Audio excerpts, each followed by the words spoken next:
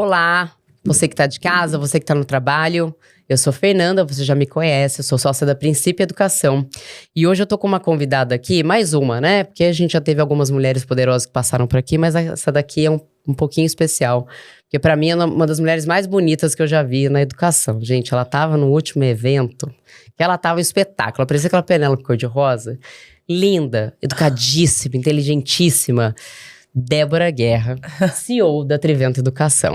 Muito obrigada. Ai, obrigada, Fê. Uma honra estar aqui com vocês.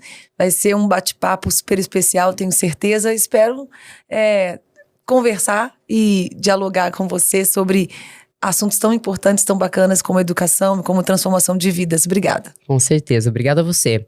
Eu vou ler esse mini currículo, mini master, né? Que é o resumo de praticamente quase tudo que essa mulher fez, e tenho certeza que vai fazer muito mais pela educação. A Débora é vice-presidente da Associação Brasileira de Mantenedoras do Ensino Superior, a famosa BMS. Ela é CEO da Trivento Educação, pós-graduada em gestão universitária, atua no ensino superior há 20 anos, pouquinho. Teve participação no Programa de Desenvolvimento de Acionistas da Fundação Dom Cabral, todo mundo aqui conhece Dom Cabral, e de seminários internacionais de inovação acadêmicas nas melhores universidades do mundo, como Harvard University, MIT, Stanford e Universidade de Helsinki, como que é? Helsinki, na Finlândia. Ela foi reitora do Centro Universitário UNA, para quem não conhece, uma das maiores universidades do Brasil, que fica em Minas Gerais, também tem uma unidade em Goiás. Recebeu em 2013 o Prêmio de Mulher Influente na Educação do Estado de Minas. Ela é um poder. E em 2014 o Prêmio Milton Santos da Educação. E hoje está aqui no podcast da Princípio Educação, e eu tenho certeza que esse papo vai ser sensacional. Parabéns pelo currículo, minha querida. Obrigada. Somos mulheres e poderosíssimas, né? Estamos juntas. Vamos lá. Antes da gente começar esse papo, que eu acho que acho que você tem muito conhecimento na educação, na área da gestão, eu quero saber quem é a Débora Guerra. Da onde veio, o que come, o que faz, se treina, se não treina, se tem filho, se não tem. Conta um pouco pra gente, porque atrás de uma grande empresária tem uma mulher. Sim, com certeza. Primeiro, eu sou filha, né? Eu sou mineira, sou de Itabira, então sou uma mineira de Itabira, Minas Gerais, Itabirana, terra do Carlos Drummond de Andrade. Olha só. Fica bem na região das mineradoras, aquela mulher de ferro, né? Uhum. Mas sou filha da Isabel e do Antônio, sou mãe da Giovana, sou irmã da Nise e da Sandra e sou uma mulher que tenho muitos sonhos, né? Desde menina, sempre fazendo as coisas que eu mais gostava, liderando. Engraçado isso, porque eu acho que tem gente que fala de liderança e é nato, né? Uhum. E eu acho que alguns a gente aprende, a gente evolui, mas eu sempre me via nas brincadeiras, liderando as brincadeiras, organizando em casa com as minhas irmãs. Eu sou a irmã mais velha, tenho 47 anos. E as minhas irmãs estavam sempre ali, a gente estava sempre se organizando, estava sempre organizando a casa para fazer as brincadeiras acontecer. Depois, na adolescência, como líder de turma, fiz muito teatro, dança, sou da dança, da música, sempre toquei, enfim, teclado, ensaiei violão, mas não deu muito certo, mas tudo bem. Mas sou da dança, da alegria, o esporte e o exercício físico faz parte da nossa vida porque tem que existir, né? Igual a gente tomar água. Uhum. Não é uma coisa que eu sou apaixonada, eu me esforço, mas eu acredito muito também em disciplina, então por isso estou, né, faço treino na academia, tento jogar um pouquinho de tênis, faço algumas atividades, mas ando de bike agora, tô namorando. Ah, que demais! E aí eu tô aprendendo a andar de bike, enfim. Então a gente tá sempre aprendendo, né, Fê? Sim, essa é a verdade. Então eu sou uma mulher, uma menina que sempre sonhei, sou do interior, né, de Minas, como eu disse, mas sempre quis ir para grandes centros, né? Então quando eu me formei em fonoaudiologia, né, no ensino superior, né? Fiz a minha escola inicial em Itabira, depois fui para Belo Horizonte para estudar, para fazer vestibular, como todas as pessoas do interior faziam antes, né? Antes a gente não tinha instituições de ensino na própria cidade, então a gente tinha que ir para os grandes centros. E aí eu fiz o curso de fonoaudiologia, tinha um sonho de fazer medicina, mas não foi possível na época e acabei fazendo fono. Também é uma profissão que eu sou apaixonada, sou super emocionada pela profissão, mas sempre me via nos grandes centros, né? Eu sempre me via em lugares com muita gente, com muita agito. Eu sou desse agito da animação, da empolgação. E quero sempre estar pensando em coisas novas, em projetos novos. Tenho uns desafios na minha vida, como eu disse, estou tentando aprender a andar, né, a fazer esporte diferente. Não cozinho, não sei cozinhar, detesto cozinhar. Aliás, não vou falar essa palavra. Eu vou tentar usar a cozinha, o gourmet, como uma nova aprendizagem na minha vida, quem sabe. Sei fazer uma boa mesa posta. Adoro receber. Ai, que delícia. Adoro receber pessoas, tomar um bom vinho, né? Encontrar com amigos, com família. E viver essas emoções todas que a gente tem aí, com amigos, com família. Sou muito família, a gente tem uma fazenda no interior de Minas, onde a gente reúne todas as pessoas da nossa, que a gente gosta, né? Da família, dos amigos, das pessoas que a gente sempre está junto. Minha filha hoje está morando fora do Brasil, então eu tô com uma saudadezinha. E é isso, né? E vamos juntas aí trabalhar e pensar juntos como a gente pode melhorar e cada vez mais transformar a educação, né, do Brasil. Com certeza. E você acredita que a Giovana esteja seguindo seus passos, talvez na educação? Não? Então, seguir os passos, ela ainda não sabe, ela ainda tá nessa busca aí. Eu acho também que não precisa. Não tá muito eu acho que cada um tem o seu tempo, a sua experiência. Exato. Mas ela é uma menina que a gente é muito próxima, a gente é muito amiga. E eu a inspiro, né? Como mulher, como empresária, como empreendedora, como mãe. E ela tem um orgulho de mim e eu tenho um grande orgulho dela. Então, é isso que importa. Excelente, maravilhoso. Bom, vamos lá. Você tem uma longa trajetória no ensino superior e já foi reitora de importantes instituições. Quais foram os principais desafios que você enfrentou ao longo dessa jornada? Acho que desde lá de trás, se quiser contar um pouquinho da sua trajetória, como é que você parou dentro da educação? Da educação, Enfim, então, eu me formei em fonoaudiologia em 2000, comecei a atuar na profissão, mas eu sempre tinha essa questão da busca pelo trabalho da educação. Meu pai, um empresário, um empreendedor também nato, sempre me incentivou a grandes conquistas e a gente juntos trabalhando e pensando em como abrir uma instituição de ensino ou trabalhar nessa área do ensino, né? Minha mãe é professora, mas ela não queria, ela trabalhou com educação básica e ela tinha uma vida mais tranquila, né? Mas eu sempre busquei isso. Então, em 2001, a gente, final de 2000 para 2001, a gente começou a trabalhar com a instituição de ensino superior, também no interior de Minas, em Ipatinga. Depois fomos para Bom Despacho, que é uma cidade do centro-oeste mineiro, que lá a gente fez realmente a grande instituição que começou toda a nossa história da educação superior. A gente foi para a educação superior pensando que a gente gostaria e trabalharia para que o jovem brasileiro pudesse evoluir, né? A gente tem a educação básica como uma premissa de um país, é fundamental. E o governo do país deveria, é uma obrigação, né, de acordo com as leis e os direitos humanos, a questão da educação básica. Então, nós pensamos em evoluir isso com o jovem, né? Como levá-lo a buscar um emprego, uma carreira profissional. Então, começamos com as instituições e assim fomos ao longo dos anos. Em 2005, eu tive uma grande perda, que foi a perda do meu pai, né? Muito jovem ainda, com 54 anos. E era seu sócio ainda, né? Ele era o meu grande incentivador, né? Ele sempre estava junto, um grande conselheiro, uma pessoa que estava investindo em empresas e investia em mim, mas ele era meu grande incentivador, meu grande conselheiro e todas as evoluções que a gente foi fazendo ao longo da minha carreira de gestão, porque eu fui fui buscando essa carreira de gestão pelo trabalho dele, né? Como ele era. Então, ele realmente foi o meu grande herói, assim, vamos dizer, no sentido de olhar para ele, ser meu espelho e falar, eu quero ser igual a esse cara aqui. Que legal. Né? A minha mãe, o lado feminino da história, também tem um lado feminino, depois eu posso contar, que tem um lado da minha mãe, da minha avó, da minha bisavó, então mulheres fortes e guerreiras, mas o meu pai foi esse meu incentivador mesmo. E aí, em 2005, a gente realmente ficou sem chão, quando eu perdi ele, né, uma situação muito... ele teve um infarto e faleceu. E a gente precisou realmente aí, ali... tomar conta, né?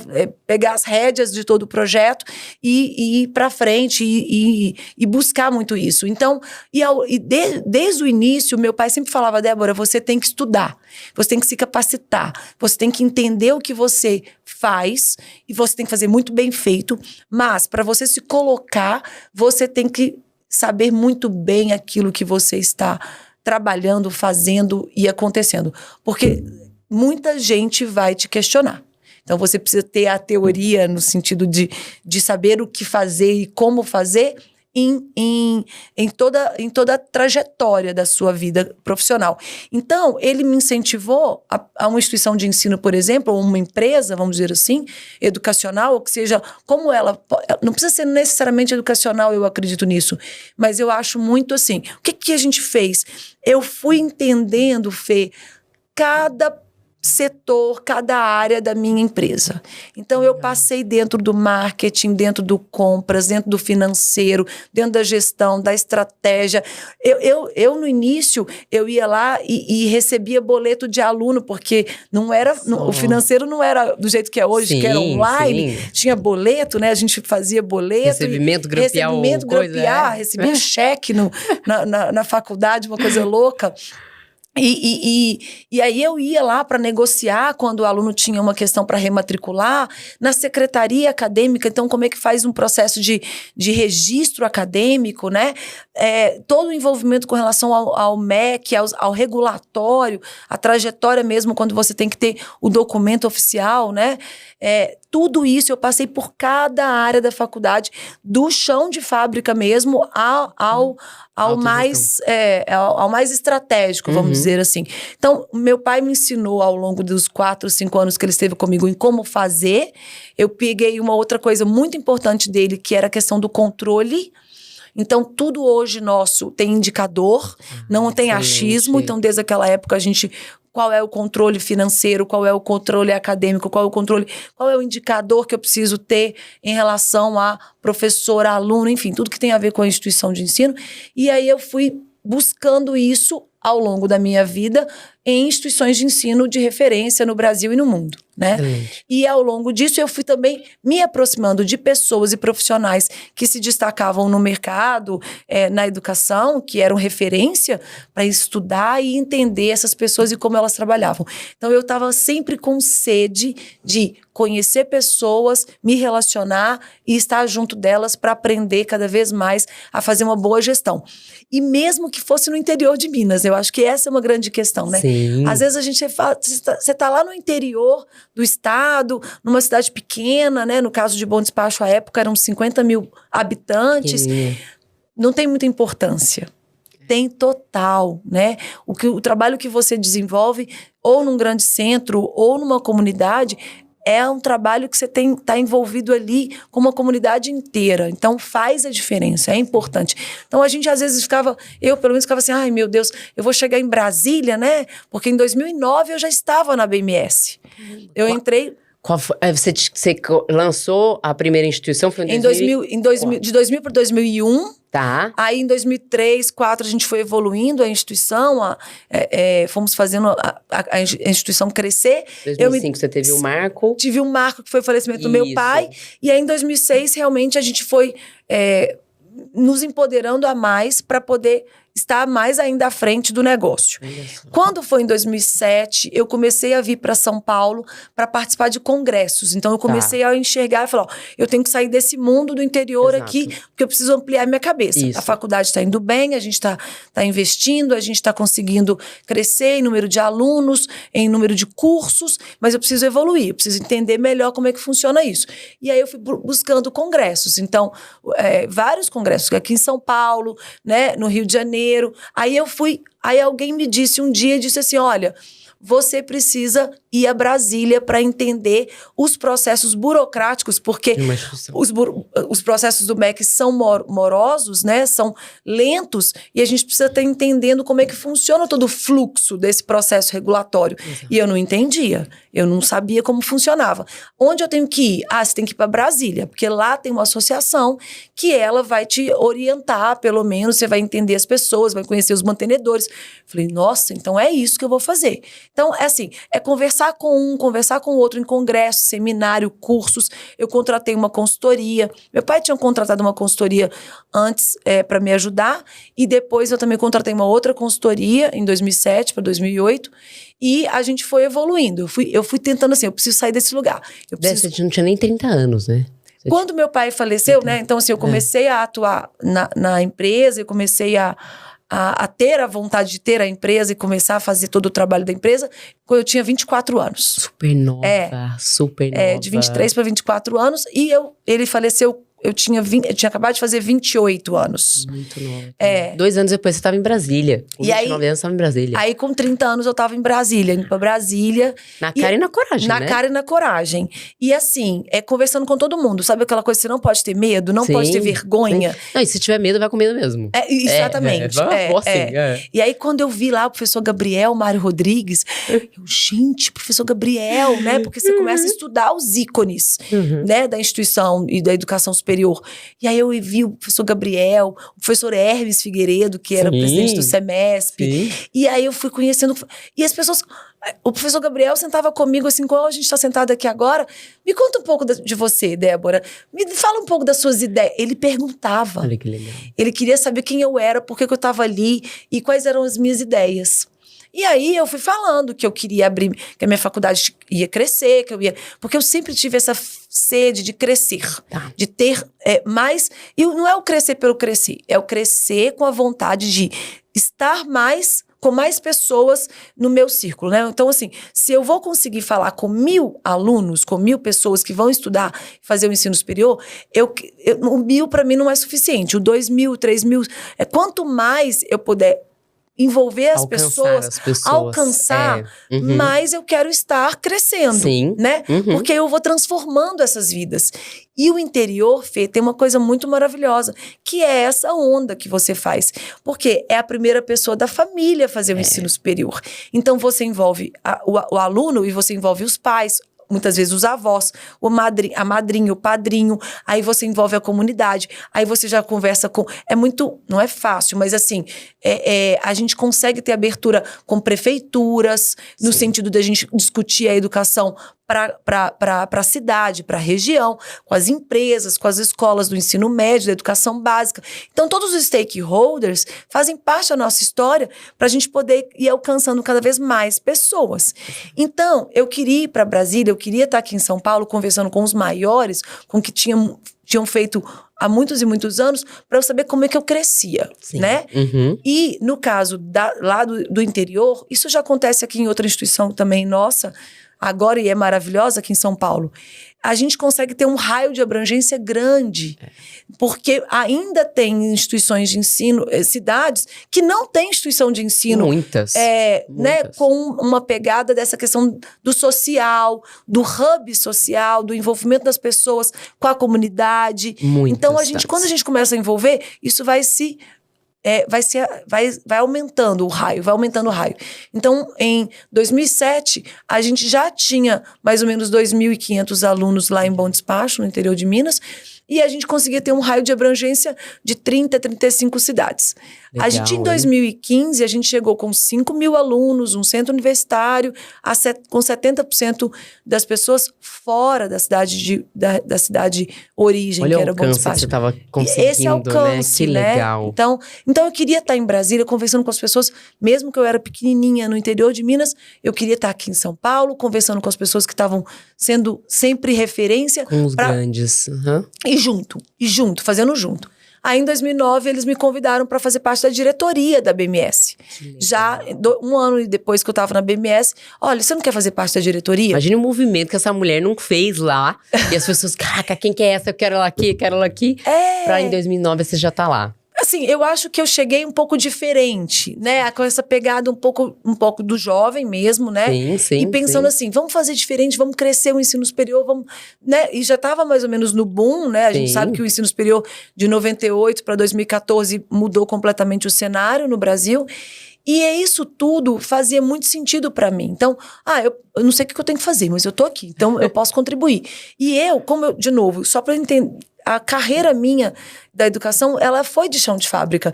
Então, eu conversava com diretores, com gestores, com mantenedores. Eu sei como é que funciona o registro acadêmico. Uhum. Eu sei como funciona quando você precisa fazer um currículo da área da saúde e você precisa estar ligado no laboratório, na compra. Então, toda a parte operacional de instituição de ensino, eu sabia fazer. E muita gente falava assim, mas me explica isso aqui, sobre isso. E aí, foi nessa pegada que eu fui ganhando um pouco de espaço, né? Excelente, muito bom. E o desafio que você vê, acho que foi, né, 2005 você teve o marco, mas você nunca viu tanto esses desafios, não esse marco, mas essa coisa de sair do interior, nossa, eu tenho que sair do interior, eu tenho que ir lá e tal. Você nunca viu como dificuldade? Acho que você via com muito mais prazer, né? Não. Eu vou sair daqui, eu vou pra lá, eu vou fazer acontecer. Sim. Nunca vi barreira, né? Pra mim, nunca teve barreira. Quando a gente começou, em 2000, teve um outro marco. Então, em 2009, eu comecei a ir mais para Brasília. Tá. Aí, em 2010, eu já tinha uma filhinha. Minha filhinha nasceu em 2007. Tá.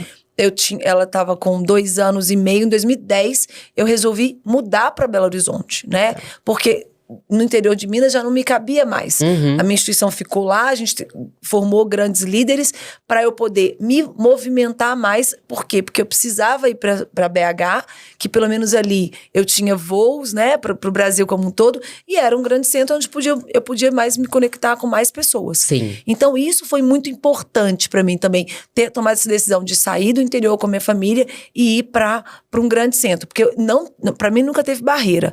Um outro ponto importantíssimo na minha vida, que eu também nunca tive medo de nada, em 2012, quando eu fui pela primeira vez para fora do Brasil, para um seminário de inovação acadêmica. Foi a primeira vez que você tinha ido pra fora pra...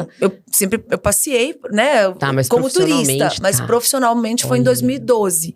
Surgiu um grupo que estava indo para Harvard para conhecer as metodologias ativas que eram já disseminadas na Universidade de Harvard. E a gente ia fazer uma semana de imersão lá dentro com professores de Harvard, do MIT, para nos mostrar metodologias ativas de aprendizagem. Porque eu tive dificuldades, a gente tem dificuldades o tempo inteiro na nossa vida, né, empresarial. De 2009 para 2011, onde a minha parte acadêmica precisava dar um salto. Eu precisava estar muito melhor em rankings, né, e nessa parte toda da aprendizagem. Isso. Por quê? Porque no interior, não muito diferente do centro, nos grandes centros, mas a gente tem uma dificuldade na educação básica do nível dos alunos. E ali já começava a questão do ENAD, né? Ou seja, as provas que olham para a avaliação e olham para a qualidade do ensino. E eu comecei a ter alguns problemas com essas avaliações, em notas mesmo. E eu falei, peraí, o meu negócio é educação, é qualidade acadêmica, é ensino, processo de ensino-aprendizagem. Então, eu preciso melhorar o meu processo. Então, alguma coisa não está indo bem. Comecei a fazer estudos aqui no Brasil, entender, mas... De repente, me conectei com um grupo de mantenedores que estavam indo para Harvard. E eu falei, eu vou. Aí o pessoal falou, você tá doida? Você vai conhecer a melhor universidade do Brasil, do mundo, para trazer para o interior de Minas uma qualidade acadêmica. Como é que você vai fazer isso? Eu falei, não sei. Mas eu vou entender, vou conhecer e vou sei lá, vou trabalhar uma forma da gente fazer aqui no interior. E assim foi. Foi um marco na minha vida, quando eu fui para os Estados Unidos, e pela primeira vez, para estudar. E aí eu olhei e falei, gente, tudo é possível. Tinham 40 mantenedores do Brasil inteiro, com a mesma vontade, com a mesma necessidade, sabe quando a coisa parece que se conecta? Sei. Nós já saímos de lá. No ano seguinte, a gente criou juntos, um grupo criou um consórcio, que chama Consórcio STEM, que hoje está até ligado ao SEMESP, o Sindicato de São Paulo, com o intuito da gente trabalhar e conseguir fazer com que os nossos professores pudessem ser capacitados pelos professores de Harvard, do MIT dos Estados Unidos. Que legal. Porque nós podíamos ir, mas como é que a gente mandava os nossos professores? Muito caro, não tinha condição. E aí a gente começou, porque a gente entendeu que as metodologias ativas de lá eram possíveis de serem tropicalizadas para cá. Então falou, vamos montar um consórcio, uma rede de instituições de ensino para a gente poder trazer esses professores dos Estados Unidos para o Brasil, e aí a gente vai capacitar os nossos professores. E assim há mais de 10 anos. Que legal. Então, eu nunca tive medo mesmo. Como você disse, medo a gente tem, mas vamos com medo mesmo. Dá frio na barriga, mas tem uma evolução aí que as coisas vão dando certo. Sim, né? Quando você tem a coragem e você tem pessoas ao seu redor que te incentivam, que minha família sempre me apoiou, sempre esteve junto de mim, me apoiando. E aí outras pessoas, outros gestores, outros mantenedores também com a mesma dor, vamos junto. Vamos, e se a gente passar medo, a gente vai passar medo junto mesmo. Então é mais fácil. Legal. Agora, puxando um pouco disso, que você foi lá pra fora, trouxe algumas ideias, não só para os professores, mas acredito que você veio com outras ideias. Quais foram os principais objetivos que você buscou quando você criou a Trivento Educação? Além desse alcance, né, que você sempre tentou proporcionar, tentou alcançar, quanto mais pessoas, melhor. Mas quais foram os seus objetivos ali? Olha, até o olhinho brilhou na hora de falar da Trivento. Então, olha o que acontece na vida, Fê. A gente toma decisões importantíssimas na vida o tempo todo, né? Então, na minha trajetória, quando eu entendi que a educação era o meu propósito, né, que a gente foi evoluindo lá atrás, aquilo, minha profissão, né, a carreira que eu escolhi lá com 17 anos, também é uma paixão na minha vida, mas quando a educação me pegou, quando aquele mosquitinho me pegou, aí eu falei, esse é meu propósito de vida, né? Então, a minha vida vai ser sempre pela educação. E de vários níveis, não quer dizer que é só superior, sim, né? Sim. E a gente vai tomando decisões a vida toda, né? A gente vai crescendo, vai amadurecendo, vai entendendo como que a gente pode potencializar. Então, da evolução lá do interior de Minas, com essas questões todas que eu comecei a ver o mundo, né? Muito maior. Porque é isso, né? A gente tá no interior, aí você vê o mundo e você vai ampliando o seu horizonte. Quando eu vi que o mundo não era limitado para mim, eu comecei a evoluir a nossa gestão, o nosso trabalho lá do interior de Minas para outros lugares. Em Minas Gerais, a gente foi montando projetos educacionais que envolviam o interior de Minas e o interior de Goiás. E aí, em 2016, eu tomei uma decisão importante, que ela é importante de eu falar, onde esse projeto que se iniciou no interior de Minas, eu fiz uma parceria, eu me uni a um grande grupo educacional, a Ânima Educação. Legal. Onde a Ânima entendeu e potencializou, enxergou esse potencial todo e potencializou ainda mais o meu projeto, né? Que era estar no interior, nos interiores. Sabe? Na minha cabeça, o meu propósito com a educação e são nos interiores. Tá. Grandes centros são importantíssimos, fundamentais, mas eu acho que já tem gente boa demais e eu tenho uma expertise, a minha equipe criou uma expertise muito legal de entender a cultura legal, do local interior. Ali, tá. E aí, em 2016, a gente teve esse grande contato com o Daniel Castanho, com o Marcelo Bueno, enfim, com os líderes da Ânima, e aí eles falaram, vamos junto, vamos potencializar isso para você. E aí eu entendi que aquilo era muito importante, então a gente se uniu. 2 anos depois, eu na minha... nisso, eles falaram, olha, mas a gente quer você com a gente. Mas rolou alguma fusão com a Trivento? Uma fusão. Rolou? Legal, Isso. Bacana, tá. Rolou uma fusão com a Trivento, que na verdade a Trivento não existia nesse momento.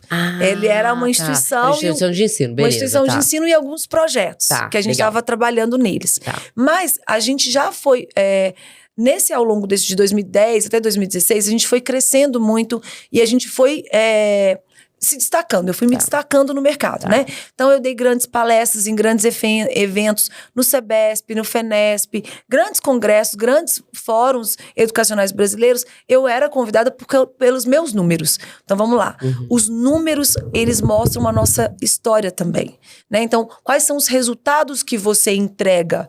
Então, o sonho, o desejo, o propósito é lindo, mas também se você não entregar resultados, indicadores, e você definir metas e alcançá-las, a história fica um pouco ali. Será que é mesmo a verdade? E eu fui mostrando isso ao longo da minha trajetória.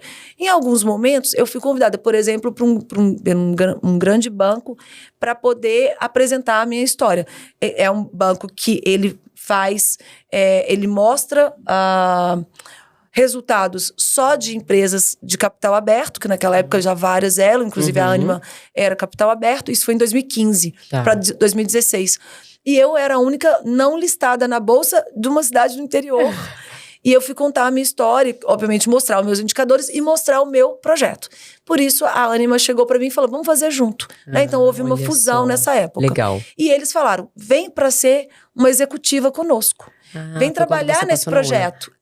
Isso. Legal. E aí, vem trabalhar com esse projeto, vem, né? A gente quer você junto. E naquele momento foi muito importante para mim, até porque eu tinha uma visão, eu queria entender como é que funcionava uma grande empresa. Porque a minha empresa era minha empresa. E era uma empresa na minha cabeça. Do meu jeito, exatamente. Pequena, né? Que eu fazia do meu jeito e tal. Pô, eu quero entender uma grande empresa executiva, como é que organiza, capital aberto, para entender esse outro lugar, esse outro cenário, né? Beleza. E eu achei interessante, fizemos uma parceria, uma fusão muito bacana e sou muito grata a eles. E a gente está junto até hoje em várias situações. Que legal.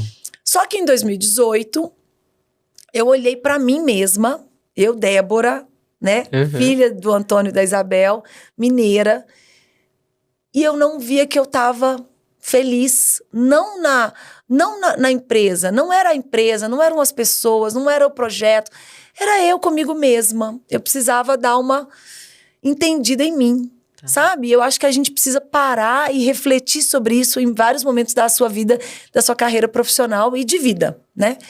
Naquele momento eu olhei e falei, olha, eu acho que a empresa é muito legal, a empresa é grande, tem 1000 possibilidades, mas eu acho que eu sei fazer, o que eu gosto de verdade é fazer eu fazer de novo. Sim.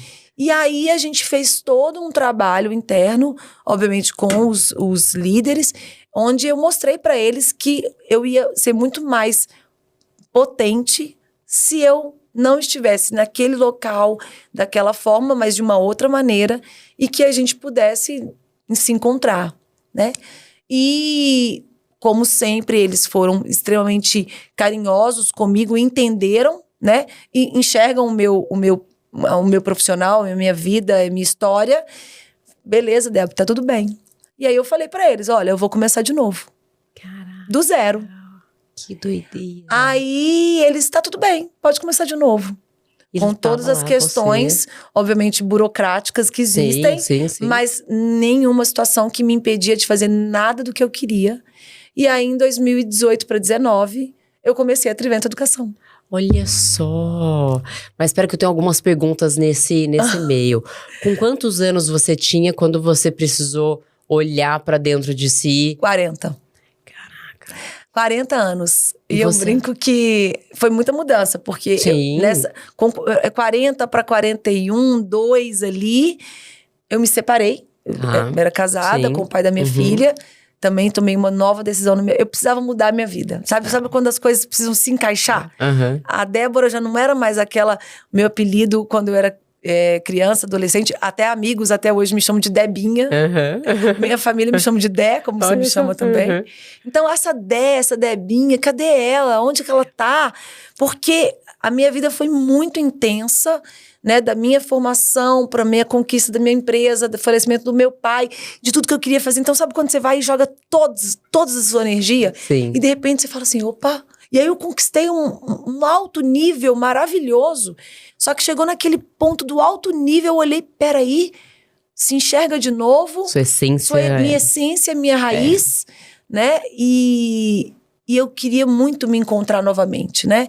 Então, fiz algumas mudanças e algumas escolhas super difíceis. E eu brinco que o 40 anos, né, tem uma história da águia, né? Sim. Eu tenho até uma tatuagem aqui. Olha só. Gente, que eu olha fiz. a tatuada. Menina, olha que coisa.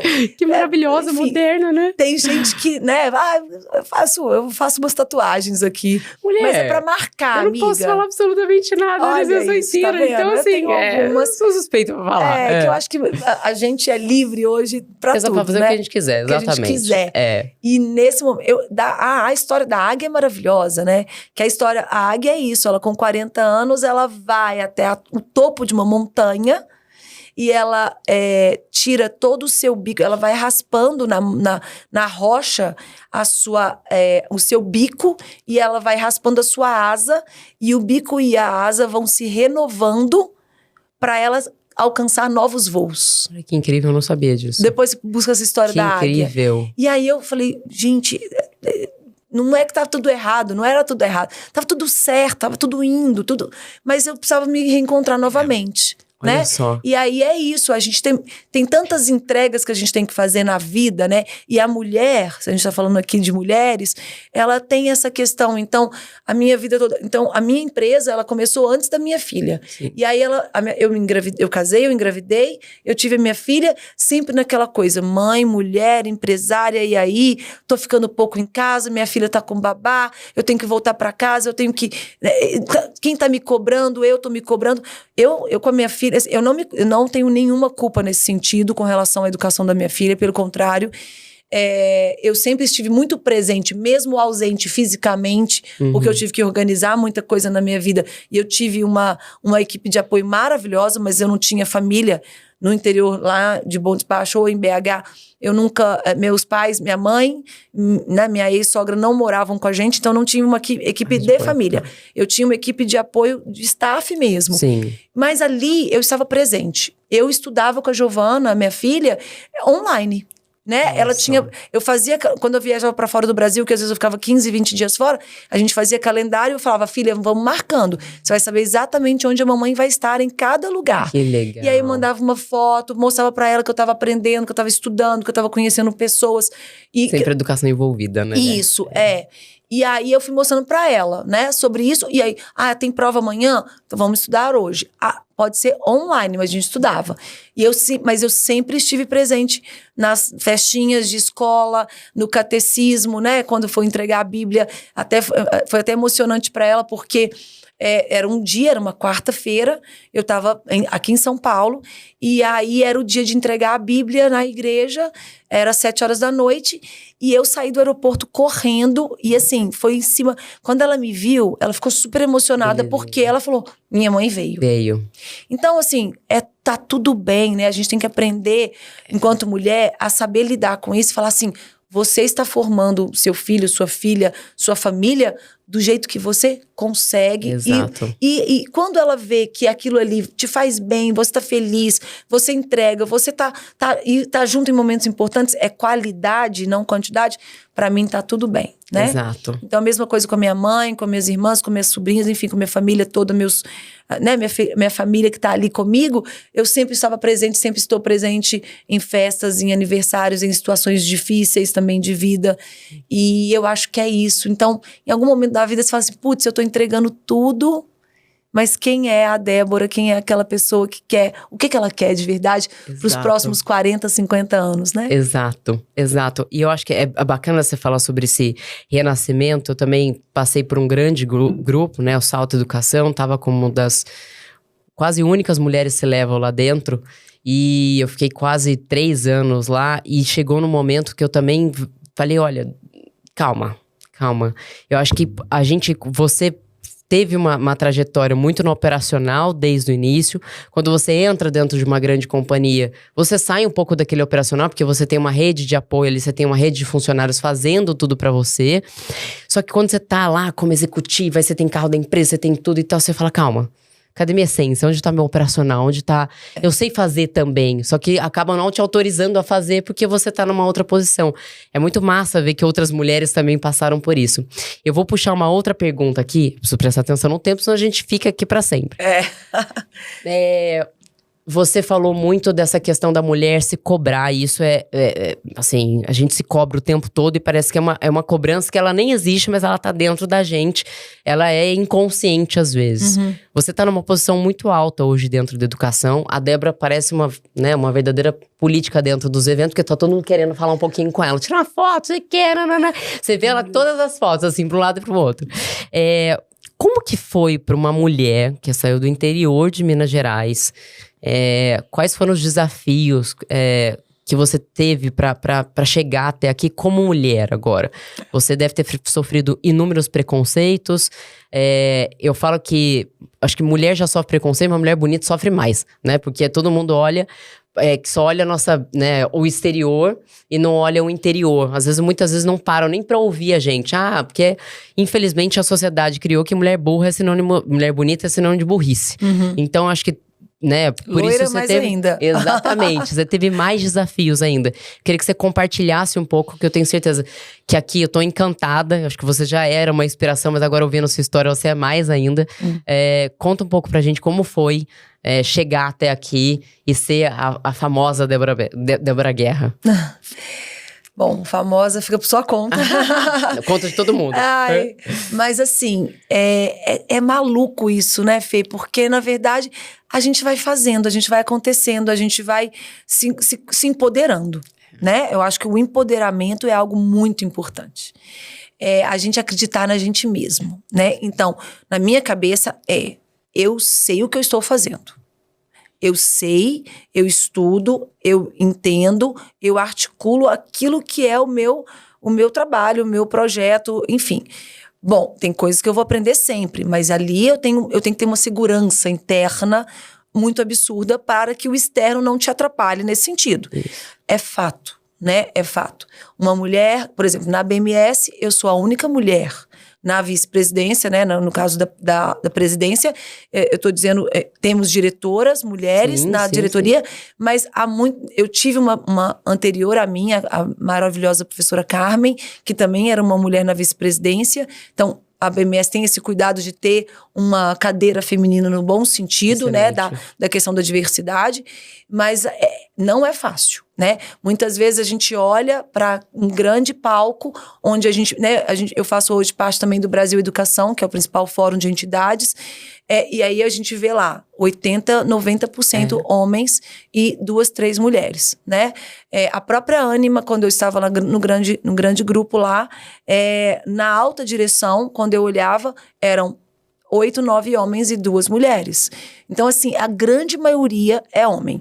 E aí, se você não se coloca. E aí, eu digo assim, temos que nos colocar enquanto aparência, né? Sim. Não tem como. Não tem como, Então, e aí eu não tô dizendo que a gente não tem que fazer o que a gente gosta. Não, mas a gente tem que cuidar, né? Eu acho que a gente tem que cuidar do nosso corpo, da nossa roupa, da nossa forma como você vai se colocar, das brincadeiras, né, que você vai entrar.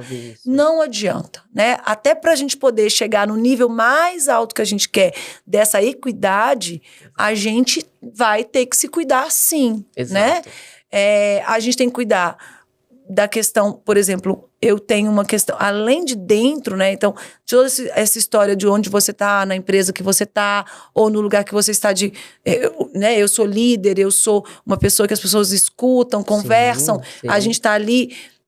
Então, como eu vou me articular, como eu vou me colocar? E do outro lado também, assim, quando eu vou para um lado que é o lado feminino, o lado do carinho, o lado do aconselhamento, a gente tem que usar as nossas armas femininas neste lugar também. Então, a intuição, ela existe. Ela é do feminino. Muito, né? Então, quando eu escuto a minha equipe, ou quando eu vou falar com as pessoas da alta liderança da educação, eu vou também com as minhas boas armas femininas. Olha, eu entendo isso, mas eu ouvi aquilo. Presta atenção em como que a pessoa ali se colocou, se posicionou. Então, observar, né? Observar. Eu sou muito do falar, né? A gente é muito do falar.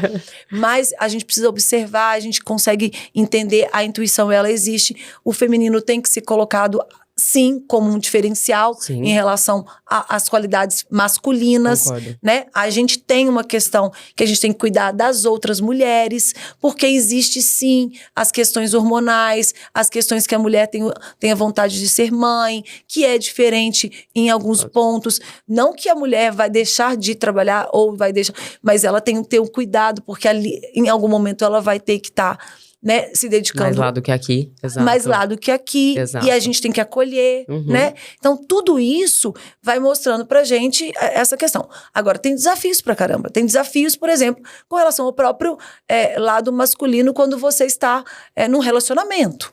Né? Muito. Então, é muito sério. Quantas isso. vezes, né? Assim, quantas vezes a questão de relacionamento você tem que ir, você vai dormir em São Paulo, vai dormir em Brasília, mas vai jantar? Vai jantar só com homens? Então, assim, sabe aquela coisa da muito difícil dúvida? De explicar. Exato. Da dúvida? Exato. A dúvida no sentido assim, olha, não é bem assim, porque o homem vai olhar pra você em algum momento como uma mulher no sentido de uma relação. Sim. E não uma relação profissional. Né? Uma relação amorosa e não uma relação profissional. Então, até você conseguir se mostrar nesse lugar e para esse relacionamento, muitas vezes você não vai conseguir. Não vai ter jeito. E aí você vai ter que fazer escolhas, né? Porque aí vem um outro lado psicológico, um outro lado emocional. Porque quantas vezes eu, depois de 2, 3 dias de trabalho pesado, querendo voltar para casa e chegar em casa com grandes problemas, né? Por que você chegou agora? Não devia estar lá, não é isso, né? Então, assim, não tenho, muitas vezes não tenho. Então, você tem que buscar. E aí eu vou falar, assim, abertamente, assim, tanto a família quanto o relacionamento amoroso que te incentive, que queira que você esteja naquele lugar porque você quer estar naquele lugar, né? Não é porque você pode, ou que você... É porque você quer. Exato. Eu quero estar na alta liderança da educação porque eu acho que eu consigo colaborar para que a educação brasileira mude. Se a educação do Brasil mudar, a economia vai mudar, o social vai mudar, a cultura vai mudar, tudo vai mudar para melhor. Então, esse é meu projeto, meu propósito de vida. Então, se eu não tiver o apoio da minha filha, da minha família, do meu relacionamento amoroso, da minha equipe, né? Hoje a minha equipe da Trivento é uma equipe operacional e eu não sou mais operacional. Eu sou estratégica, mas eu confio na equipe que está lá. Né? E eles confiam em mim. Mas é muito difícil a dificuldade da gente se colocar nesse lugar enquanto papel de uma liderança feminina e tá o tempo inteiro assim, opa, aqui eu sou a Débora da educação. Aqui vamos jantar? Vamos. Débora da educação, né? Vamos tomar um drink? Vamos conversar? Vamos. E aí criam-se amizades maravilhosas, sensacionais, mas por aquele trabalho que você realiza. Exatamente. E por quem você é. Exatamente. Né? E não pela mulher como uma questão sexual, vamos dizer assim, Exato. Né? Vamos parar com essa história de ser sexual, né? Não tem isso, não pode ter isso. Mas a gente demorou muito para conseguir, né? Eu falo, né? Sou uma criança ainda perto do seu histórico dentro da educação, mas esse ano eu completo 9 anos de educação e demorou muito, e ainda eu tenho alguma dificuldade em falar assim, não é a Fernanda que tá aqui, é a Fernanda do princípio, é a Fernanda da educação. Eu vou discutir aqui com você estratégias para sua instituição de ensino. Eu não tô aqui para tomar um chopp, para tomar um drink, não. Eu tô aqui para trabalhar com você. E demora pra gente conseguir desvincular, mas quando você desvincula também, eu acho que você pode entrar em qualquer lugar, qualquer praça ali que você vai conseguir fazer com que as pessoas já te conheçam. E aí tem um outro lado que eu vou te perguntar, que a gente demora pra criar isso, a gente cria uma valentia. Eu tava até conversando com ele sobre isso. A gente cria essa valentia, né, parece que a gente tá sempre na defensiva. Como é que você fez pra desvincular isso da mulher, Débora? Porque quando você chega dentro de casa, você também quer impor, você também quer falar, você também quer mandar, você também não sei. E é natural. E quando o nosso parceiro ele fala assim, deixa eu te ajudar, eu falo, não preciso de ajuda. Como é que você fez pra desvincular isso? Não desvinculou até agora, eu tô só batendo cabeça aqui ainda, né? Então, olha só, Fê, a vida é assim, a trajetória de vida, ela vai nos ensinando, a gente vai aprendendo, né? Por exemplo, com a minha mãe, ela olha e fala, opa, quem é mãe aqui? Aí eu, é mesmo, né? Então, existem algumas situações. Com meu ex-marido, meu relacionamento, não consegui. Né? Ele finalizou e hoje nós somos amigos, não temos nenhum problema em relação a questões, tá resolvido a parte do passado. Agora eu estou num relacionamento novo e aí eu estou aprendendo. Olha que legal, né? Muito. Porque a pessoa é muito forte. Tá. E aí eu vou te falar uma coisa. De um homem forte. Isso. Exato. Né? Porque aquela história de atrás de um grande homem tem uma grande mulher, isso não existe. É junto, né? Estamos no mesmo lugar. E nós que somos mulheres muito fortes, temos que ter homens fortes. Exatamente. Né? E que banque, que sustente, né? E que coloque assim, olha, tem um lado seu que é maravilhoso, tá tudo bem. Mas tem um lado que é pra ser parceria. Exato. Né? É uma parceria. O relacionamento é parceria. Exato. Né? E hoje, até na minha instituição também, na minha empresa, na Trivento, eu tenho essa questão, porque eu também sempre fui a mão de ferro, né? Sim. Aquela coisa assim, essa que eu vou mandar, eu tô aqui pra mandar. Hoje eu já vou pra outro lugar. Tem um grande grupo feminino, a gente tem lideranças femininas maravilhosas na Trivento, mas eu tenho grandes líderes homens que entregam o resultado deles e eu hoje falo, opa, e a gente vai junto, assim. Sim. Débora, não é assim, não funciona assim. Olha, eu tô colocando isso... Então tá bom, então me prova. Debates construtivos, né? Exatamente, né? Então, mas antes tinha uma coisa assim, a Débora falou, tá falado. Não... Então eu acho que tudo na vida é maturidade, né, Fê? A gente vai crescendo, a gente vai desenvolvendo, a gente vai... E assim, é isso. A gente também quer ter gente forte do nosso lado. Exato. E não dá pra ter gente, né? Não é que é pra não dá pra ter... O mundo é o mundo da conquista. Então, nós vamos... E qual é o nosso objetivo? Então, assim, na minha cabeça, tem muita coisa do racional. Eu tenho o emocional, mas o racional, ele tem que existir. Exatamente. Né? Então, para isso, a gente precisa ter gente forte do nosso lado. Sim. E no carinho, né, no aconchego da nossa casa, deixa a gente fazer junto, que fica muito mais legal do que um mandar no outro. Concordo, plenamente. Agora eu vou pegar algumas dicas como uma grande gestora. A gente está num momento, na verdade a gente já vive um momento no ensino superior, eu venho um pouco do ensino básico, mas a gente vive um momento do ensino superior que você tem grandes grupos que existe quase um monopólio aí de praticamente grande parte das instituições que a gente tem no Brasil, mas existem instituições que estão aí lutando para que não seja vendida para os grandes grupos, né? E tem algumas que estão fazendo isso com muito êxito e passam longe de ser vendidos para um grande grupo. Eu vejo que a Trivento, a cada ano que passa, ela está crescendo mais, ela vai se tornar, né? É um médio grande grupo hoje, mas você tem o objetivo de transformar, no nosso último bate-papo, você falou que tem vontade de transformar, objetivo, né? Nem vontade, objetivo de transformar num grupo ainda maior. Como que você vê essas pequenas instituições ou, né, médias instituições, até grandes, que estão crescendo de forma independente, e os grandes grupos? Você tem ali uma diferença entre alguns grandes grupos de qualidade de ensino, mas outras não? Eles se equiparam à qualidade de ensino de faculdades independentes? Como que você está vendo o futuro mercado do ensino superior? Agora eu vou pegar umas dicas de gestão aqui, porque tem pessoas que assistem e pedem esse lado mais de liderança, de dona de grande grupo. Como é que você vê o futuro da educação do ensino superior quanto a isso? Então, desafiador, muito desafiador o nosso momento da educação superior, né? Porque a gente tem algumas questões hoje que a regulação limita muito, né? Eles abriram muito a janela e depois eles foram fechando cada vez mais. E agora a gente está num momento muito complexo dessa questão mesmo de como fazer, né? Os grandes grupos, eles estão ali e eles estão, na minha opinião, batendo cabeça. Né? Hoje eles estão trocando 6 por meia dúzia, tentando achar uma forma de fazer aqui e ali, vai se juntar ali, 2, não sabe como é que... A gente sabe como é que tá... Tem uma briga de foice hoje na rua, você encontrar esses grandes grupos, né? Porque eles precisam entregar resultado. Na maioria deles, todos listados em bolsa, tem que entregar resultado hoje, não é para o investidor, e a questão toda super volátil.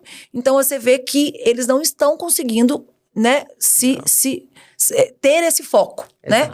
O foco da qualidade, o foco é quando vou crescer, vou estar em mais lugares, né? Então, quando a expansão do EAD aconteceu, então, 1000 polos, né? Enfim. Dentro de padaria, dentro de não sei o que e tal, em tudo quanto é lugar. Exato. E que, na verdade, a gente sabe que não funciona isso. Não. Eu tô em cidades do interior que tem todos eles.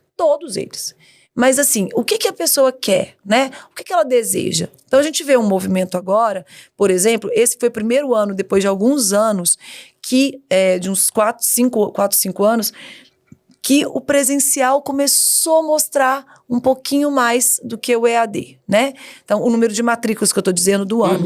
Então, um crescimento muito pequenininho, mas mostrou que... Por quê, né? Porque o EAD, ele foi para esse lugar das pessoas se distanciarem, né? De ficarem muito longe. E eu vejo que mesmo em grandes centros... Porque grandes centros, vamos lá, eu estou falando de uma comunidade num bairro. Eu estou falando que tem uma faculdade, uma escola num bairro, né? Aquela escola, ela está se movimentando naquele entorno. Sim. Tá, 10 mil alunos, 15 mil alunos em um lugar, talvez não seja mais tão possível assim. Mas as pessoas querem se encontrar de alguma maneira. Só que tem que ter esse significado da educação também. A sala de aula, ela está sendo modificada. Está incipiente? Está super incipiente. A gente tem vários desafios com relação ao mercado de trabalho e tudo mais. Mas o que a gente enxerga? Que uma escola é um hub social. Social não é um social de ajudar as pessoas, é social de se encontrar. Eu quero ir ali para me comunicar, eu quero ir ali para interagir, eu quero trocar, eu preciso de um emprego. Onde eu vou? Eu quero vender um projeto, porque eu quero ser empreendedora. Eu preciso estudar, eu preciso aprender, eu preciso me conectar. Então, 2 dias, 3 dias por semana, eu preciso ir ali para poder que seja um dia, né? Então, assim, a gente tem esse desafio que o EAD está nesse momento agora, nessa questão. Eu acredito muito que, então, uma escola é um hub social, então se empodera os grandes, as instituições menores e em cidades pequenas, médias e até grandes. Então, eu vou comparando com quando a gente teve aquele boom dos varejos. Sim. Carrefour, Pão de Açúcar, que saiu comprando tudo. Isso. E, os mercadinhos de bairro vão acabar. Exato. E, de repente, hoje tem um monte de mercadinho gourmet. Aqueles empórios e tal, que a gente reza pra estar lá. Exato. Exatamente. Agora, tem que ter gestão profissional. Isso. Ainda nós temos muitas escolas, instituições de ensino com falta da gestão profissional. Então, quanto mais ter a gestão, os indicadores, as informações, as performances, né? O que a gente precisa realmente fazer acontecer ali é as pessoas entenderem que elas têm que sair desse lugar, né? Do achismo ou do sempre foi assim e tem que mudar, né? E se você fosse deixar 3 dicas para essas pequenas faculdades ou mesmo instituição do ensino básico, que dica que você deixaria para começar a profissionalizar, para entender que a escola não é só uma escola, mas a escola é uma empresa. Que a instituição de ensino não é uma instituição de caridade. É sim uma empresa. É uma empresa. Então, primeiro é mudar o mantenedor. Mudar o mantenedor, assim, ele mudar. Não estou dizendo que é para ele sair. Mas, manda embora. Mentira. Não, né? Mas ele mudar, sair da síndrome de Gabriela, Quantas instituições ainda que vieram até da educação básica, depois foram para o ensino superior, que são pessoas, claro, com um propósito maravilhoso de vida, da educação, da paixão pelo educar. Eram professores, viraram diretores, de repente viraram mantenedores. Mas não dá para ser desse lugar do professor, do diretor, tem que ser do lugar do empresário. Exato. Eu sou dono de uma empresa, mesmo que seja sem fins lucrativos, que tem associações, mas elas têm que dar lucro para elas mesmas. Exato. Então, o primeiro a mudar é ele, o mantenedor. As pessoas que estão em volta, a mesma coisa. Como é que eu vou demitir a minha secretária acadêmica que está comigo há 35 anos? Mas se ela não entender de tecnologia hoje, não adianta, né? Então, assim, a tecnologia, a inovação, a questão de tudo que a gente está vendo da inteligência artificial, né? É meio, é para a gente crescer, para a gente desenvolver, né? Tem grandes profissionais no mercado que estão aqui para nos ajudar, consultorias, empresas com informações, com tecnologia, com processos muito bem definidos. Então, não tem aquela coisa de dizer, não precisa de processo, eu já sei como é que eu faço. Não. Tem que cuidar do professor, tem que cuidar do currículo, porque senão ele custa muito caro. A gente tem que olhar para o dinheiro do nosso negócio, né? Eu sou apaixonada pelo que eu faço. Eu amo as pessoas que trabalham comigo. Eu amo os professores. Mas se eu não cuidar do dinheiro, eu não prospero. Se eu não olhar quanto custa uma sala de aula, um currículo, uma atividade extra, prática, uma extensão, eu vou jogar o dinheiro fora e eu não vou ter a empresa que eu quero ter. Então, tem que olhar para isso. Então, o mantenedor tem que ser o primeiro a pensar, falar assim, o que eu quero da minha vida? Se eu quiser uma empresa que prospere, e que, assim, um dia ela teve X mil alunos, um dia ela teve curso, o MEC parou, o MEC não deixa. Essas desculpas, ou o grande grupo entrou, pegou todos os meus alunos. Isso é preço baixo, não é mensalidade ruim, a mensalidade é absurda porque é muito barata. É o que eu mais escuto também. Então, assim, o externo, tira o externo e coloca você. Se você achar que faz sentido você ser dono dessa empresa de educação superior, de uma educação, de escola, e quer realmente fazer acontecer, olha para você, olha para sua equipe e mude. Mude já, imediatamente. Se você não, eu vou esperar mais um pouco, porque o mercado vai mudar, porque os grandes grupos vão acabar, porque a economia vai melhorar a renda familiar do brasileiro. Esquece o externo. Faz o interno, refaz toda a sua vida, seus processos, analisa sua DRE, enfim, olha para os seus números e muda. Urgente. Você olha isso e depois você toma atitude, planeja e faz com que aqueles pensamentos de quero mudar sejam verdades, né? Não fica só com a peneira, não olha para aquele negócio, não, mas vai ficar tudo bem, o próximo vestibular vai ser bom, não investir em marketing, não investir em imagem, né?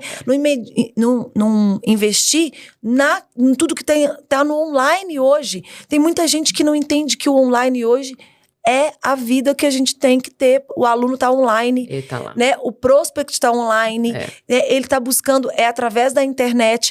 Não, eu vou continuar fazendo um tanto de outdoor. Eu não estou dizendo que o outdoor não é maravilhoso, que a televisão, que um patrocínio não é legal. Mas são diferentes, né? Mas a conexão com o jovem... Quem é o jovem brasileiro que vai entrar na sua faculdade? O cara de 17 anos. Ele está fazendo o quê? Ele está jogando um jogo, ele está no game online, né? Ou ele tá no Instagram, ele tá aqui, tá no TikTok, né? Eu preciso me conectar com essa pessoa. Exatamente. Eu preciso ter coisas legais fazendo com a faculdade. Eu preciso dar significado pro meu diploma. Senão, ele não vai fazer o ensino superior, né? Então, qual é a forma de fazer isso? É entendendo o que o mercado precisa, quem é esse jovem que quer fazer ou não fazer a faculdade e como que eu crio os significados da minha empresa para ele. Paralelo a isso, eu tenho que fazer a minha empresa ficar de pé. Exato. Né? Ela tem que dar lucro, eu tenho que ter dinheiro em caixa para eu poder fazer os meus investimentos e as minhas evoluções da educação. E a última coisa que eu acho que é sempre olhar para fora. Tem que olhar pro externo. Olha você lá, tem que olhar anos atrás, já saindo de casa pra olhar. Tem que olhar, tem que ver o que o outro tá fazendo. Mas eu não gosto do outro. Tá bom, ok. Mas olha o que ele tem de bom. Pode ser uma coisa. Exato. E não é questão, acho que tirar um pouco desse ego. Eu vejo que a educação, as pessoas têm muito ego, né? Então, assim, muito ego, muito ego. Você vai em eventos onde todo mundo se cumprimenta, onde existem grupos até de instituições da mesma praça, mas você tem outros que têm um ego assim, não, porque fulano isso, fulano aquilo. Gente, tira o ego, vamos pro profissional. O cara é bom naquilo que ele faz, olha o que ele tá fazendo. Você gosta ou não, se ele é loiro ou não, se ele é moreno ou não. Não tem problema. Não tem. Tira isso.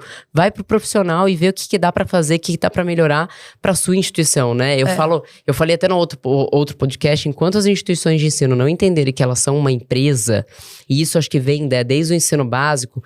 Eu palestrei num evento há 3 semanas atrás do ensino básico, que tem instituição que tem 2.000 alunos, né, ali de infantil, e ele pergunta qual que é a diferença entre lucro e caixa.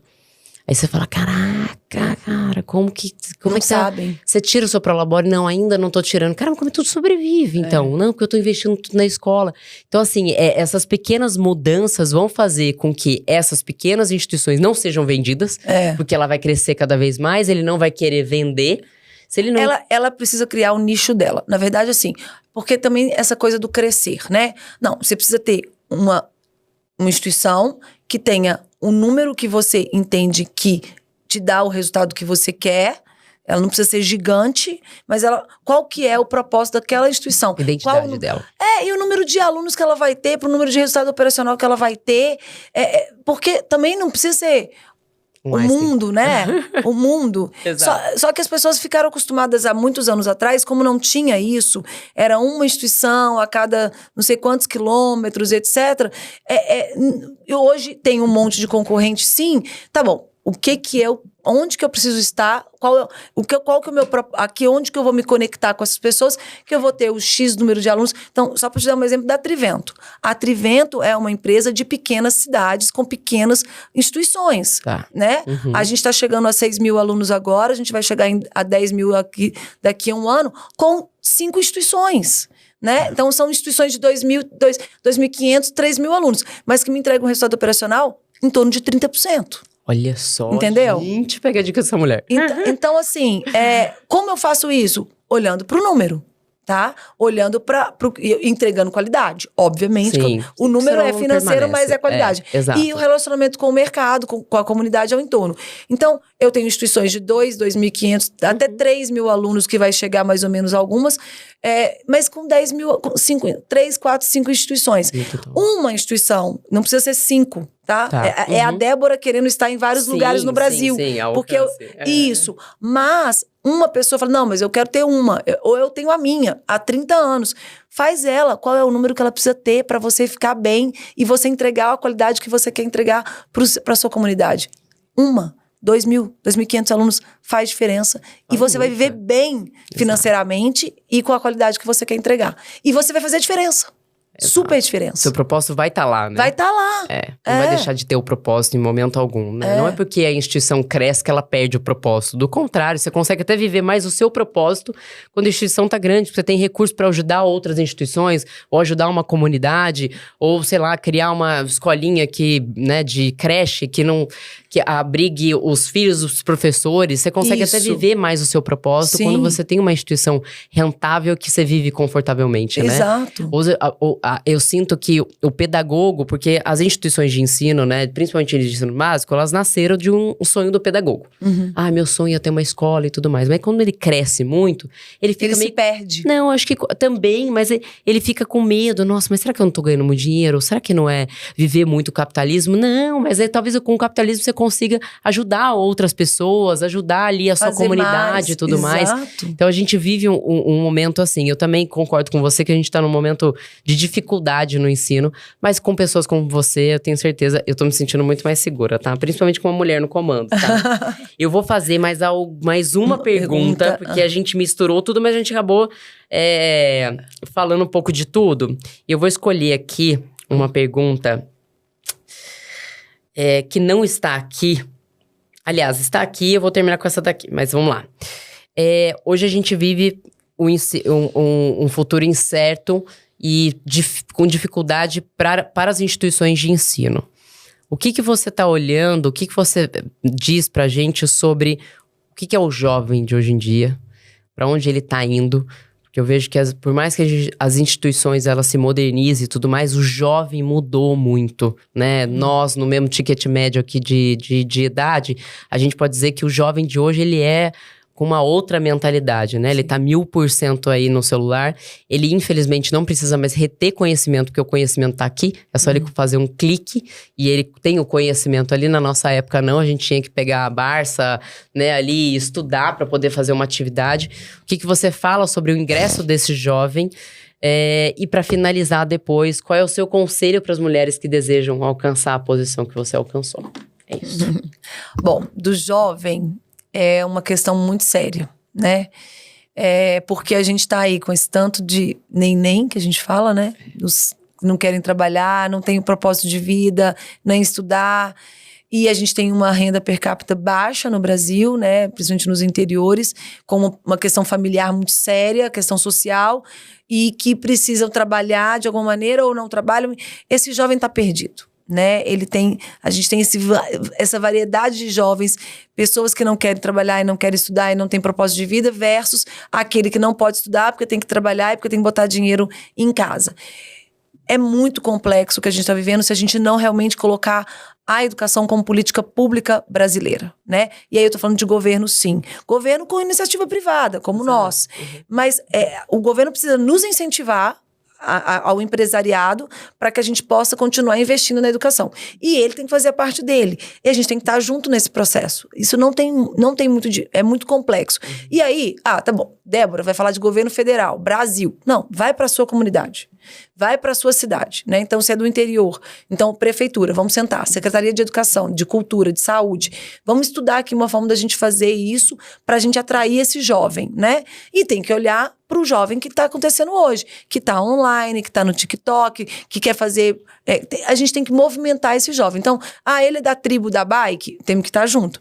Ele é da tribo da internet, dos jogos digitais, temos que estar junto. Ele é da tribo do esporte, né? Então, vamos estar junto, fazendo coisas com ele para movimentá-lo e ele entender. Junto disso, o mercado de trabalho. Né? Então, a gente precisa de trazer as empresas para próximo da educação, para que as empresas olhem e falem assim, eu preciso desse jovem aqui. Né? Ele pode, mas está muito fraco, um estagiário, não estou falando nem de educação superior, estou falando do lado da educação, né? Do ensino médio, do curso técnico, que a gente precisa voltar a investir no curso técnico no Brasil. Então, assim, a gente tem que se unir para a gente poder mostrar para esse jovem que ele pode, que ele tem que sonhar, que ele tem que desejar ter um futuro melhor para ele, né? Não só para a família, mas para ele. E colocar isso. Então, levar palestrante, levar a gente que faça essa questão aí do incentivo ao jovem, de mostrar pessoas que se destacam em qualquer área, né, de novo, do esporte, da cultura, da educação, do empresariado, enfim, de todas da saúde, para que esse jovem se olhe ali e fale, nossa, eu vou me espelhar nele.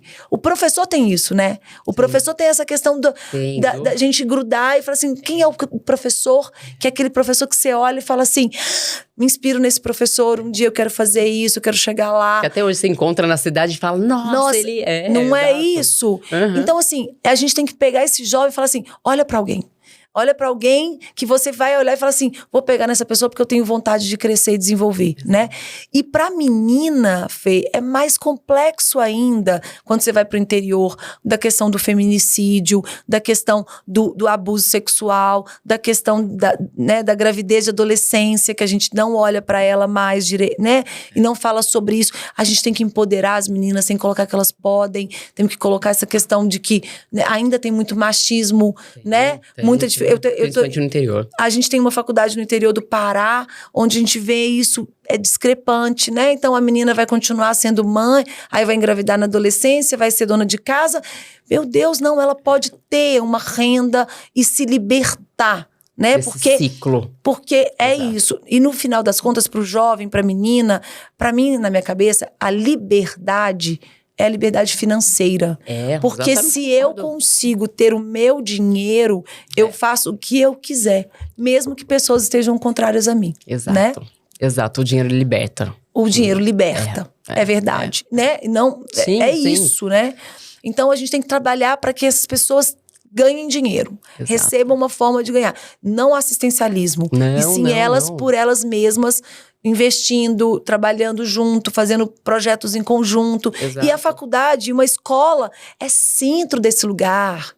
É centro, né? Então, a gente tem que tá grudado nessas conexões aí, seja no governo, seja no empresário, seja na educação básica e na sociedade como um todo a gente está inserido, né? Sim, por isso que o técnico ele é tão importante nesses interiores, assim, porque às vezes não tem a possibilidade de fazer um ensino superior, mas precisa sair daquela situação que ela tá, mas tem um ensino técnico de estética, alguma coisa assim, ela já consegue trabalhar, se inserir no mercado de trabalho. Sim. Isso é muito massa. E, gente, isso é muito raro, tá? Uma dona de um grupo de ensino superior falando sobre ensino técnico.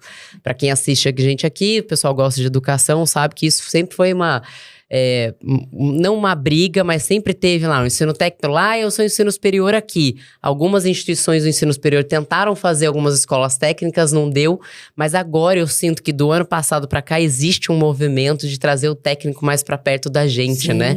Isso pra quem não gosta de educação, mas eu tô vendo que ela é uma apaixonada por educação, ela até perde o ar falando do que ela pode fazer, mas você traz o ensino técnico na sua fala, isso é muito bacana. Sim, isso é porque muito massa. na verdade se eu tenho o aluno técnico, técnico para o ensino superior, ele está muito mais preparado. Exato. Preparado para o mercado, preparado para o estudo que ele vai ter ali na educação, né, na engenharia, na saúde, em todas as áreas. E é uma forma dele ganhar dinheiro, sim, para ele poder ir lá. Porque a gente tem essa diferença no Brasil, né? Exato. A educação superior é particular, a educação básica é pública, e a gente fica nessa história. Então, a gente precisa da mensalidade, a gente precisa que o aluno realmente pague o curso, a faculdade dele, para poder movimentar a educação superior, né? Exato. E para finalizar, quer que eu finalize a última? Vou finalizar. É a pergunta de inspiração, né? Das mulheres. O que você poderia deixar de dica? Primeiramente, eu queria te agradecer, porque para eu estar aqui, você teve que estar aqui antes. Você e outras mulheres abriram portas. Você, nossa colega Maria Elisa, Bia Balena, que são outras, né, diretoras, reitoras que tiveram aqui. Vocês abriram a porta para eu estar aqui. Então, primeiramente, quero te agradecer. Você teve que lutar muito mais aguerrida do que eu estou lutando. Não que eu não faça parte da luta, mas queria agradecer, porque se você abriu as portas para que eu entrasse e outras mulheres entrassem, acho que isso daqui não estaria acontecendo. Então, primeiramente, veio meu agradecimento. E eu queria que você deixasse algumas dicas. O que você poderia dizer para Fernanda e para outras mulheres que se inspiram em você? O que você poderia deixar de dica dentro do mercado educacional para a gente conseguir alcançar o que você alcançou e continuar o seu legado? Olha, primeiro, obrigada pelas palavras. E tiveram outras mulheres antes de mim, Exato. que também abriram caminhos para mim. E essa é uma grande conquista da mulher, né? Do feminino. A gente tem que continuar aí. Tem muitas aí, muitas gerações do nosso passado e que a gente vai levar para esse futuro aí e abrindo cada vez mais portas, né?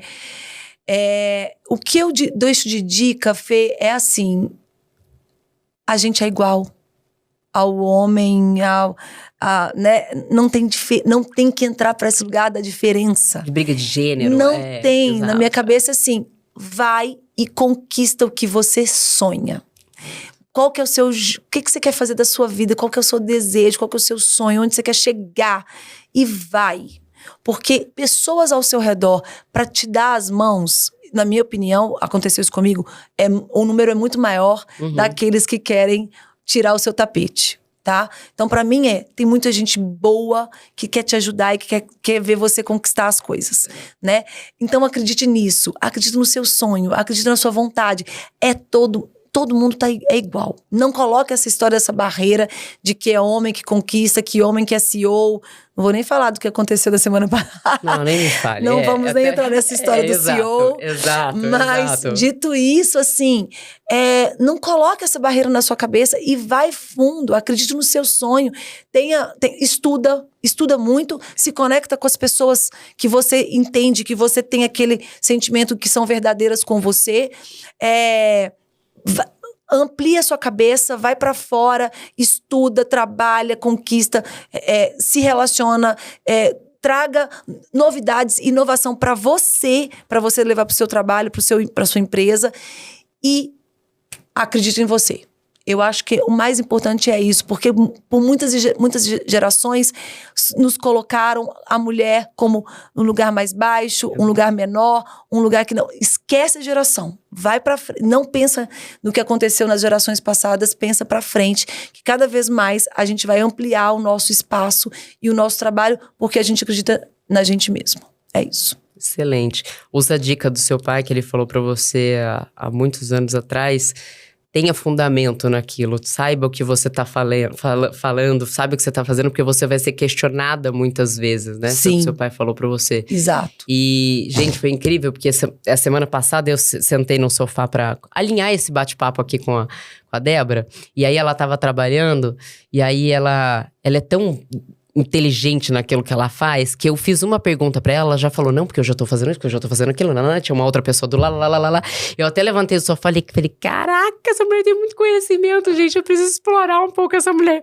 Em 15 minutos de conversa que a gente teve, eu já aprendi um monte de coisa ali de legislação, porque ela tá aqui, mas ela tá lá, e o bate-papo hoje não foi diferente, passou muito rápido, eu confesso que voou o tempo aqui com você.